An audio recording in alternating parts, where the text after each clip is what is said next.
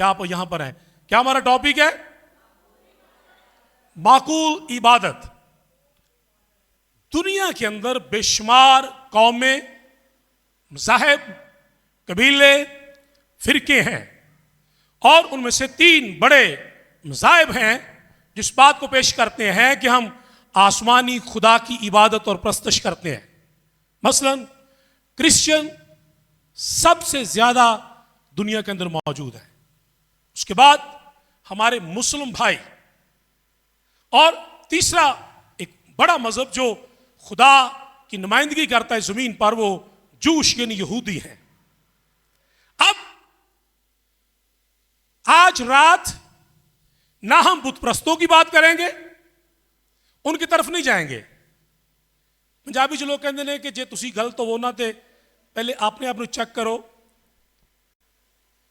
अपने आप चेक करो। आज रात ना हम मुस्लिम भाइयों की बात करेंगे, ना हम यहूदियों की बात करेंगे, हम बात करेंगे सिर्फ मसीही लोगों की।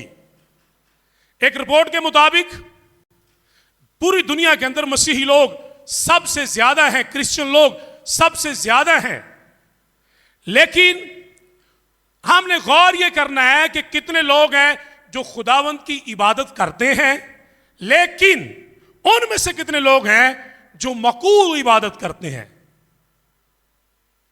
परफेक्ट वर्शिप करते हैं। मिसाल के तौर पर अगर यह कहा जाए कि सारे लोग दुआ करते हैं, तो कलाम के अंदर लिखा है, ज़बूर नवीस कहता है, हम जानते हैं कि जितने लोग दुआ करते हैं खुदा उनके करीब है। हां, उनके करीब है जो सच्चाई से दुआ करते हैं। इट मीन कि दुआ तो करने वाले बड़े हैं, लेकिन सच्चाई के साथ दुआ करने वाले कितने हैं? खुदा उनके साथ चलता है, उनके साथ। एक बहुत बड़े स्कॉलर ने कहा, खुदा फरमाता है कि I love to all peoples but I trust on some. खुदा बहुत सारे लोगों पर उनसे प्यार करता है, लेकिन वो इत्तमाद चंद लोगों पर करता है। दुआ करने वाले बहुत सारे लोग हैं, लेकिन जो खुदा के करीब हैं या खुदा जिनके करीब है, ये वो लोग हैं जो सच्चाई के साथ खुदा की प्रस्तश करते हैं। और आज रात मेरी इस बात पर बड़ा जोर है, हिंदुओं की, मुसलमानों की, सिखों की, पारसियों की, चाइनीज लोगों की, हम उन पर निगाह नहीं करते। काश मैं और आप जो मसीही लोग हैं, हम जो जिंदा खुदा के पैरोकार हैं, जब दुनिया के अंदर हालात वाकयात बदल रहे हैं, चर्चों को जलाया जा रहा है, सलीबों को तोड़ा जा रहा है, लोगों को मना किया जा रहा है कि आप जिंदा खुदा की प्रस्तश और वर्शिप नहीं करेंगे। काश के मेरे और आपके घरों के अंदर ये आवाज आए, यशवा की आवाज उठे, तुम चाहे जिस किसी की मर्जी प्रस्तुत करो, उन देवताओं की या उन मिस्रियों की जिनके तुम्हारे बाप दादा करते थे। रही मेरी और मेरे घराने की बात, हम जिंदा खुदावंद की प्रस्तुत करेंगे।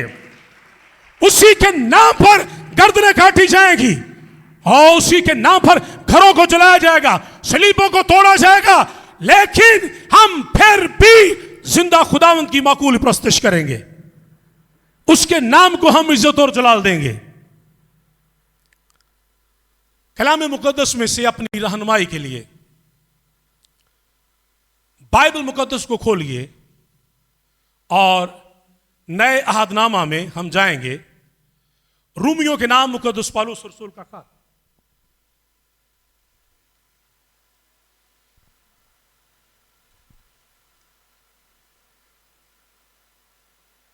नए अहदनामा में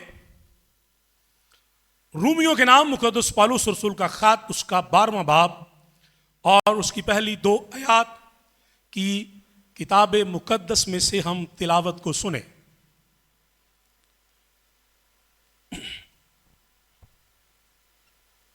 कलाम मुकद्दस के अंदर यूं मरकूम है, बस ए भाइयों, मैं खुदा की रहमतें याद दिलाकर तुमसे इल्तमास करता हूं कि अपने बदन ऐसी कुर्बानी होने के लिए नजर करो जो जिंदा और पाक और खुदा को पसंदीदा हो। यही तुम्हारी माकूल इबादत है। और इस जहान के हम शक्ल ना बनो, बल्कि अकल नई हो जाने से अपनी सूरत बदलते जाओ, ताकि खुदा की नेक और पसंदीदा और कामिल मर्जी तजर्बा से मालूम करते रहो। कलाम मुकद्दस का पढ़ा जाना हम सबों के लिए बाइस बरकत हो, और सब मिलकर कहें आमीन। इससे पहले कि मैं आगे बढ़ूं, चंद लफ्जों को मैं पैराफ्रेज के अंदर लेकर आ जाऊंगा ताकि आपको ठीक तरह से समझ लगे। जब मुकद्दस पौलुस रसूल ये फरमाते हैं, पस ए भाइयों, तो व्हाट इज द मीनिंग, कि क्या ये कलाम सिर्फ मर्दों के लिए या नौजवान लड़कों के लिए है? क्या इसके अंदर खवातीन शामिल हैं या नहीं? ये मुराद नहीं है हरगिज। जब ये कहा जाए ए भाइयों, इस मुराद क्या है? ए ईमानदारों। क्या भाइयों से मुराद है यहां पर? ए ईमानदारों। अब उसके अंदर मैं और आप शामिल है। उस वक्त कलाम रूमियों से हो रहा था और आज कलाम मेरे और आप से हो रहा है। और इस बात को आपने कभी नहीं भूलना, यह कलाम गुनहगारों से नहीं हो रहा, यह कलाम ईमानदारों से खुदा कर रहा है। किन से कर रहा है? किन से कर रहा है? सभी बोलेंगे, ईमानदारों से खुदा कलाम कर रहा है। क्योंकि ईमानदार जो है वो माकूल इबादत खुदा की कर सकते हैं, गुनहगार माकूल इबादत नहीं कर सकता। गुनहगार की तो सुनी भी नहीं जाती। कलाम कहता है हम जानते हैं खुदा गुनहगार की नहीं सुनता। गुनहगार की एक ही दुआ सुनी जाती है जब वो तौबा करता है। और अगर वो कहे, कई लोगों का ये रवैया और वतीरा बना हुआ है, वो कहते हैं इसी बड़े गुनहगार है, खुदा साड़ी बड़ी दुआ सुनता है। कलाम कहता है खुदा गुनहगार की नहीं सुनता। ये मेरी बात नहीं है, ये कलाम की है। गुनहगार की सिर्फ एक दुआ सुनी जाती है। अगर बच्चा गंदा होता तो उसको तो मां भी साथ नहीं लाती, उसे स्मेल आती है। उसी वक्त किक आउट करती कि वॉशरूम में जाए किसी ना किसी तरह से। वो सर्दी में खुद जाना पसंद करती, लेकिन बच्चे को आउट कर देती है अपने कमरे से। कैसे मुमकिन है कि गुनहगार को खुदा साथ रखे जब तक कि वो उसके बेटे यीशु मसीह के खून से धोया ना जाए, वो तौबा करे और खुदा की हजूरी में आए, ताकि वो खुदा के साथ लिपटा रहे, खुदा की हजूरी में रहे। यीशु मसीह अपना फजल उस पर करे ताकि उसके खून के वसीला से वो सारी नाराजगी से पाक हो जाए। ए भाइयों, ए ईमानदारों, ए बाहर कॉलोनी के लोगों, लाहौर के लोगों, मैं तुमसे इल्तमास करता हूं, आई रिक्वेस्ट टू ऑल। अब इल्तमास का मतलब जो रिक्वेस्ट है ना, ये बड़ा सादा सा लफ्ज है, आसानी से कहा जाता है, लेकिन ओरिजिनल टेक्स्ट के अंदर जो इसके मीनिंग्स हैं, जो वहां पर वर्ड्स यूज हुए हैं, पौलुस कहता है थोड़ा सा सर झुकाकर, मैं हाथ जोड़कर, हाथ बांधकर आपसे इल्तमास करता हूं कि अपने बदन ऐसी कुर्बानी होने के लिए खुदा की नजर करो जो जिंदा, पाक और खुदा को पसंदीदा हो। ये तुम्हारी माकूल इबादत है।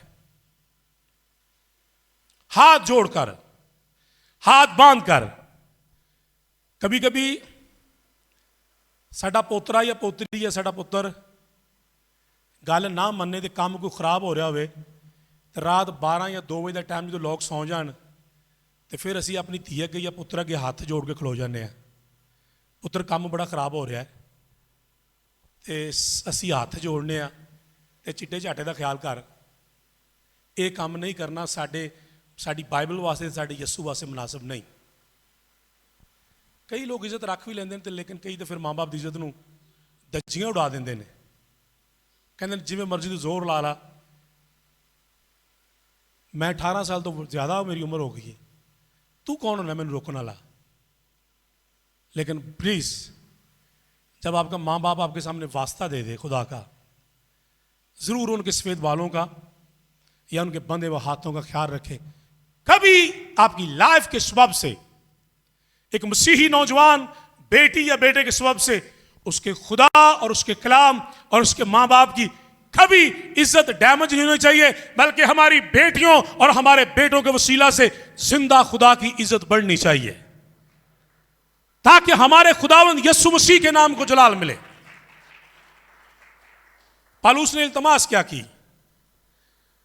अपने बदन ऐसी कुर्बानी होने के लिए खुदा की नजर करो जो जिंदा, पाक और खुदा को पसंदीदा हो। पुराने आहाद के अंदर जानवर कुर्बानी के लिए ज़बह किए जाते थे। एक दौर आया, आज से तकरीबन 2023 साल गुजर गए, खुदा ने अपने बेटे को भेजा और वो मेरे और आपके लिए कुर्बान हुआ। अब मुझे और आपको कुर्बानी की जरूरत नहीं है, लेकिन खुदा चाहता है कि हम अपने बदनों को खुद पेश करें खुदा की हजूरी में। किन को पेश करें? अपने बदनों को। तो साड़ी तो यसू ने बनती नहीं की। एक घर के अंदर 5 लोग हैं, एक बंदा चर्च में ज्यादा 4 जाते ही नहीं है। वोटिंग उनकी ज्यादा है। अगर इलेक्शन करवाया जाए ना तो लाहौर की गल करेंगे, चलो बारगुन की नहीं करते, ये तो नशई ते बदरू गिरफ्ता, झूठ बोलने वाले, चोरियां करने वाले, उन्होंने एक नुमाइंदा वखरा ज्यादा वोट लवेगा। इस वजह से हर घर जो 4-5 वोट होंगे ने।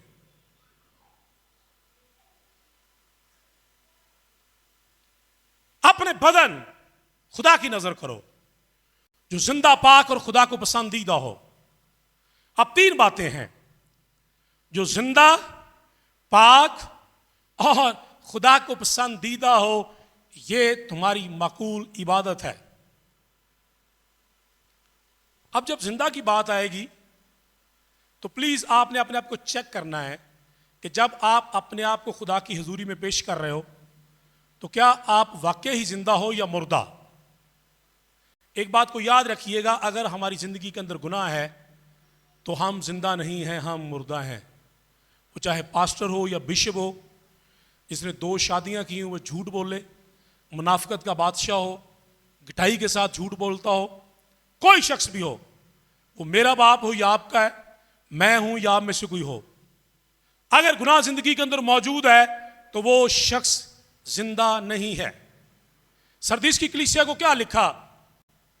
यीशु मसीह ने यूहन्ना से लिखवाया, यूहन्ना इस बात को लिख और सरदीस की कलीसिया के फरिश्ता को यह कह दे, तू अपने आप को जिंदा समझता है लेकिन तू है मुर्दा, तू है मुर्दा। अब मुर्दा ना तो कब्र के अंदर खुदा की परस्तिश कर सकता है और मुर्दा जमीन पर भी पड़ा हो। आप मुर्दे को एसी वाले कमरे में रख दो, मुर्दा खुदा की इबादत नहीं कर सकता। उसी मुर्दे से कहा गया है जो मरा हुआ है, जो बागेदन के अंदर था और गुनाह के सबब से जब मुर्दा हुआ तो उसको निकाल दिया गया। इफ्सियों के 5वें बाब की 14वीं आयत के अंदर लिखा है, मैं हवाले नहीं पढ़ रहा था कि हमारे पास टाइम कम है।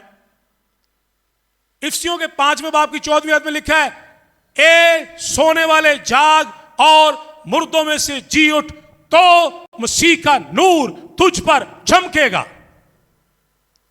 ए सोने वाले जाग। आपसे क्वेश्चन है चलते चलते, कभी बाहर कन्नू के अंदर आपने घरों में कब्रिस्तान देखे हैं? 2 कब्रिस्तान है ना, एक मुस्लिम क्रिश्चियन। इसके अलावा कभी आपने घरों में कब्रिस्तान देखे हैं? वैसे मुल्क के अंदर पाकिस्तान में या आपने देखे किसी जगह पर कब्रिस्तान हो वडेरों के, जिम्मेदारों के घरों के अंदर? अरे चलो बहनें सारा ला रही हैं। पहली तो बात है, जो वडेरे लोग हैं ना, जिम्मेदार सिंध की साइड पर, उन्होंने अपने घरों के अंदर कब्रिस्तान बनाए हुए हैं। नवाज शरीफ का अपना कब्रिस्तान है, जब उसका बाप, उसकी माँ, उसकी बीवी, उनकी फैमिली के लोग वहां पर उनको दफन करते हैं। अब बात आ गई अगली मुश्किल, क्या आप कहते हैं बाहर कॉलोनी के अंदर कब्रिस्तान घरों में नहीं है? भाई आसिफ सारा लारन को पता चल गया कि हैं। जो बंदा मुर्दा है वो कहां होता है? घर में होता है या कब्रिस्तान में? हेलो, कब्रिस्तान में होता है। अब अगर खुदा कहे कि ऐस होने वाले जाग और मुर्दों में से जी उठ, तो जो बंदे गुनहगार मरे हुए हैं और वो घर में 5 लोग हैं, 5 के 5 ही मरे हुए हैं, कब्रिस्तान के अंदर हैं, ये एक मिनी ग्रेवयार्ड है। उनमें से खुदा को कह रहा है, प्लीज आप मेरी आवाज को सुने और मुर्दों में से जी उठे तो मैं अपने जलाल को तेरी जिंदगी पर जाहिर करूंगा और तू जी उठेगा। जब वो कहे कि तू ईमान ला तो तेरा घराना निजात पाएगा। अगर कब्रिस्तान में से एक मुर्दा जी उठे और खुदा के कलाम की आवाज वहां पर जाए, एक मुर्दा नहीं, हिजकिय्याह की किताब के मुताबिक पूरा कब्रिस्तान ही जी उठेगा, पूरा कब्रिस्तान जी उठेगा। ऐ सोने वाले जाग और मुर्दों में से जी उठ तो मसीह का नूर तुझ पर चमकेगा। आगे बढ़ते हैं। दूसरा पॉइंट, वो पाक हो। जो कुर्बानी आपने देनी है अपने बदन की, वो कैसी होनी चाहिए? पाक, पाकीज़गी। 2-3 हवाला जात लिख लें। मत्ती रसूल की मार्फत लिखी गई इंजील 5वें बाब के अंदर मुबारकबादियों में कहा गया है, मुबारक हैं वो जो पाक दिल हैं, वो खुदा को देखेंगे। ज़बूर 24वां उसके अंदर लिखा है, खुदा के पहाड़ पर कौन खड़ा होगा और खुदा के मज़बा पर, उसके मुकद्दस पहाड़ पर कौन चढ़ेगा? वो ही जिसके हाथ साफ और दिल पाक है। जिसका दिल पाक है, हाथ साफ है, जिसके अंदर पाकीज़गी है, वो खुदा के मज़बा पर चढ़ेगा, वो खुदा की हजूरी में खड़ा होगा। जिसका दिल पाक है, जो साफ है, जिसने बतालत से दिल नहीं लगाया, मकर से कसम नहीं खाई। अब जरा निगाह कीजिए कि खुदा के पहाड़ पर कौन चढ़ेगा। मुझे हैरानगी होती है, मुझे कई मरतबा दुख भी होता है।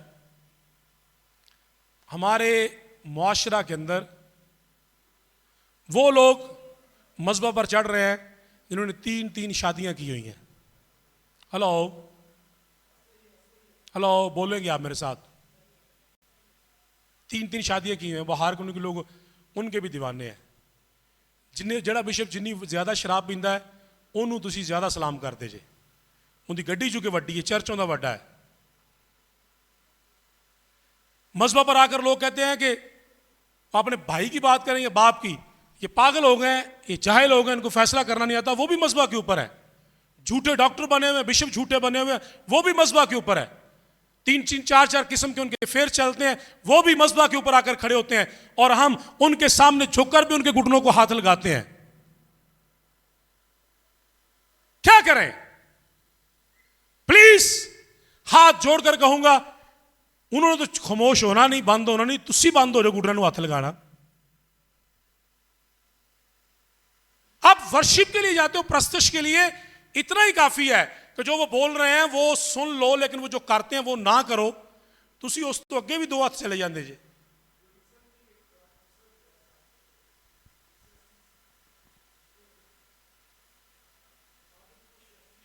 बिशप जी तो उन्होंने भी नहीं छड़िया। मेरा ताया एडा वड्डा पादरी से इन्नी साल तो खिदमत कर रहा है, की होया जे इन्नी शराब पी लेंदा, उनकी भी गल करन डे सी। नहीं नहीं नहीं बेटा, ऐसी बात नहीं है। मुझे कहने का तो हक है ना, प्लीज ये तो मुझे कहने दीजिए ना। अगर आप ये कहेंगे कि मैं एक बंदा पढ़ा लिखा हूं और हूं भी बाशऊर, मेरी सेंस ठीक काम करती है, और मैं मर्च खाऊं और आप कहें कि नहीं आपको मर्च लगे तो आपने सी भी नहीं करनी, ये कैसे हो सकता है? या तो आप मुझे ये कहना चाहते हो कि आपका ज़हन ही काम नहीं करता। आप मर्च भी खाते हो और आप सी भी नहीं करते। आपको नमक खाओ और आपका ब्लड प्रेशर ना हाई हो, आप मीठी चीज खाओ आपकी जुबान टेस्ट ना दे, फिर पागल कहने वाला नहीं है। प्लीज, जो कहते हैं कि मैं टेस्टलेस हूं, मेरी जुबान पर टेस्ट नहीं है, वो पागल हैं, उनको इलाज करवाना चाहिए अपना।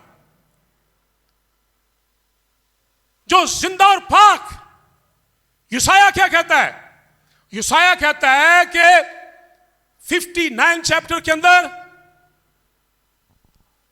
खुदा का हाथ छोटा नहीं, ना उसका कान भारी है।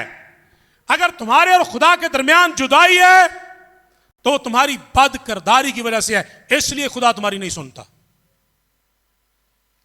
दाऊद को खुदा ने क्यों मना किया कि तू मेरी हैकल को नहीं बना सकता? भाई आसिफ के अलावा, पास्टर साहब के अलावा कोई जवाब दे। तेरे हाथ खून आलूदा हैं, ये बड़े साफ नजर आते, तूने लोशन लगा के तू मीटिंग के अंदर आया है या आई है, बड़े खूबसूरत है, तेरे हाथ सॉफ्ट हैं, पैसे बड़ी जल्दी गिनते हैं, डॉलर बहुत साफ हैं, लेकिन वो कहता है ये खून आलूदा है, गुनाह है, बदकिरदारी है, इसलिए तू नहीं हैकल बना सकता। कौन हैकल बनाएगा? तेरी सुल्ब से आएगा और वो सलामती का एक निशान होगा। गो कई हजारों साल बाद सलामती का शहजादा, जो अमन का शहजादा, प्रिंस ऑफ पीस, खुदा का बेटा यस्सु अल मसीह है, वो दुनिया में आएगा और वो हकीकी हैकल को कायम करेगा मेरे लिए। दाऊद तू नहीं हैकल को बना सकता, सुलेमान आएगा वो मेरी हैकल को बनाएगा। आगे बढ़ते, आखिरी बात, पॉइंट, टाइम भी हमारा पूरा हो चुका है। जो पसंदीदा हो, बदन खुदा को पसंदीदा हो। कुर्बानी की बात नहीं हो रही, अब उस जो बदन खुदा को पसंद है वो कुर्बानी गुजरानेगा तो खुदा को और पसंद आएगी। ये कुर्बानी जो इस बदन से गुजरानी जाए वो खुदा को पसंद हो, वो पाक भी हो, जिंदा भी हो और पसंदीदा भी हो। अब खुदा मेरे और आपके बारे में क्या कहता है? बगैर ईमान के उसको पसंद आना नामुमकिन है। अगर आपकी जिंदगी के अंदर ईमान नहीं है, आप खुदा को कभी पसंद नहीं आएंगे। इस बात को भूल जाओ कि मैंने 50,000 का पेंट कोट पहना हुआ है, 5,000 रुपए की टाई है, 7,000 रुपए के मेरे शूज हैं, शर्ट मेरी इतनी महंगी है, हील मैंने इतनी महंगी पहन रखी। नो, हाँ, बहुत बड़े घर में रहते से क्या खुदा को फर्क पड़ता है? आपका एसी बड़ा महंगा है, इन्वर्टर डीसी है, इससे क्या खुदा को फर्क पड़ता है? आपने अपने घर के अंदर यूपीएस लगवा रखा है, इससे खुदा को क्या फर्क पड़ता है? कोई फर्क नहीं पड़ता। खुदा को इनसे कोई सरोकार नहीं है। खुदा को उस वक्त फर्क पड़ता है कि वो कौन सा बंदा है जो अपनी बीवी या अपने बच्चों के साथ मिलकर मेरी हजूरी में झुके और घुटनों के बल हो और कहे, खुदावंद मैं गुनहगार हूं, मेरे गुनाहों को मुआफ कर, मेरी कौम पर रहम कर जो इस वक्त दुखों में, मुश्किलात और मुसीबतों के अंदर है। खुदा अपने आसमान को खोल देगा और आपकी कौम पर, आपके मुल्क पर खुदा रहम कर देगा।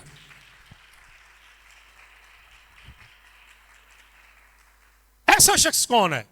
मैं डॉक्टर वाले में गया एक मरतबा मुनादी करने के लिए, वहां पर जो खुदा का खादिम, अभी भी खुदा उसको सलामती बख्शे, वो कायम है, उसका घर बड़ा टूटा हुआ था और बेतरतीबा सा था, बारिश हो रही थी।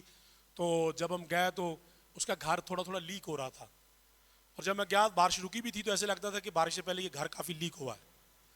तो मैंने कहा कि आप खुदा के खादिम हैं, आप ऐसा करें कि इस एक कमरे को ना थोड़ा बेहतर करें ताकि जब कभी खुदा के खादिम आए तो अच्छा लगे। उसने तो मेरी बात का असर ही नहीं लिया। इतना बंदा जबरदस्त, आग से भरा हुआ, इतना खुश, और कहता पारी साहब छड्डो चंगा चंगा घरां नूं, तुसीं आंदे नाल वेखिओ उनके घर क्या जी, डॉक्टर वाले बड़े अच्छे घर ने, वड्डे वड्डे।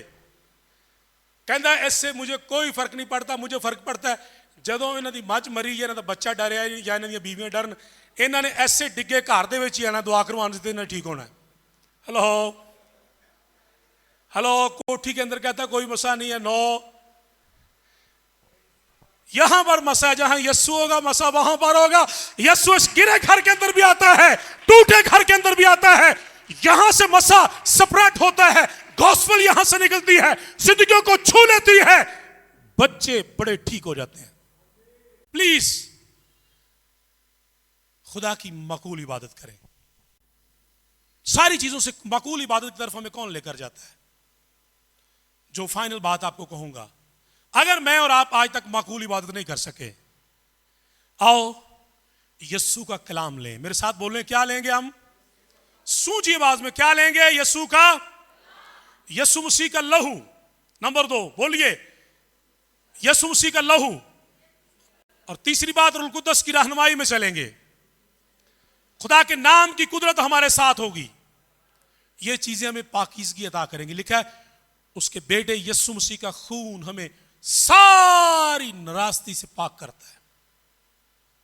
इस कलाम के सबब से जो मैंने तुमसे किया, तुम पाक हो। रूह कुद्दस की आग हमारी बदियों को, गुनाहों को, दुखों को, मुश्किलात, सब कुछ को मिटाकर, जलाकर गुनाहों को भस्म कर देती है, हमें पाक और साफ करती है। आओ